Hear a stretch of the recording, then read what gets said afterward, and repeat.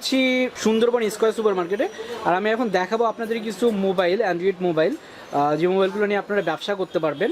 আর এখানে খুবই সুলভ মূল্যে মোবাইলগুলো পাওয়া যায়। এটা হচ্ছে পাইকারি শপ, এখানে আপনারা পাইকারি পাবেন। আর কেউ যদি এক পিসও নিতে চান সেটাও আসলে তারা দিবে, সেক্ষেত্রে তাদের শপে আসতে হবে। আর যারা পাইকারি নিতে চান তাদের কাছে আসলে তারা কুরিয়ার বা ট্রান্সপোর্টে দিয়ে থাকবে।